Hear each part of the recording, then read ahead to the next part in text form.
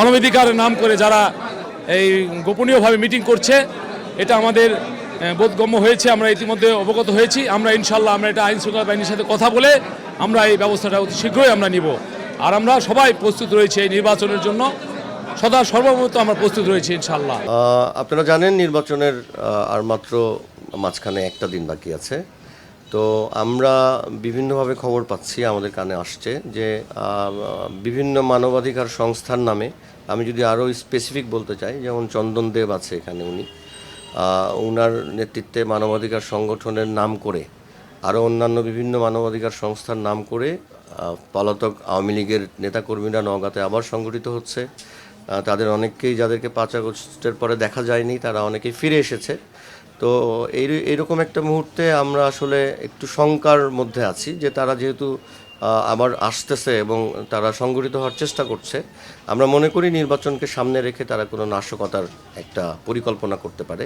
তো আইন শৃঙ্খলা রক্ষাকারী বাহিনীর প্রতি আমাদের অনুরোধ থাকবে যে আপনারা অতি দ্রুত একটা পদক্ষেপ নিন এবং এদেরকে গ্রেফতার করুন এবং নির্বাচনের সুষ্ঠু পরিবেশ নিশ্চিত করুন। নির্বাচনের আর বাকি মাত্র একদিন মাঝে, কিন্তু এর মধ্যে আমরা কিছুটা উদ্বিগ্ন, কারণ বিশেষ করে আওয়ামী ঘরানার যেসব মানবাধিকার সংগঠন ছিল নওগাঁতে এতদিন তাদের দেখা যেত না।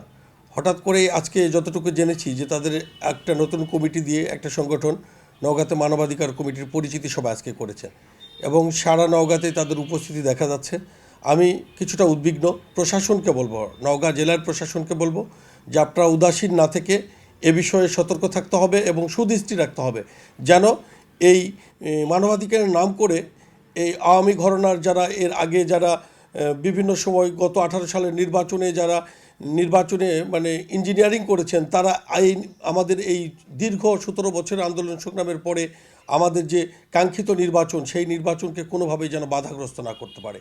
আমরা নিজেরা দল থেকেও সচেতন আছি, নওগাঁবাসীও সচেতন আছে, পাশাপাশি নওগাঁর প্রশাসনকে আহ্বান জানাবো যে আপনারাও অবশ্যই সচেতন থাকবেন এবং প্রয়োজনীয় ব্যবস্থা গ্রহণ করবেন।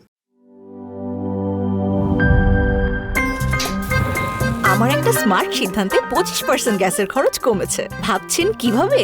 সাধারণ গ্যাস স্টোভ বদলে আমি এনেছি আরএফএল গ্যাস স্টোভ। এর সাইন্টিফিক নজল ও ব্রাস বার্নার ক্যাপ সমানভাবে তাপ ছড়িয়ে রান্না করে দ্রুত, তাই গ্যাসও বাঁচায় 25%, টাকাও বাঁচে 25%। আরএফএল গ্যাস স্টোভ, নিরাপদ ও গ্যাস সাশ্রয়ী।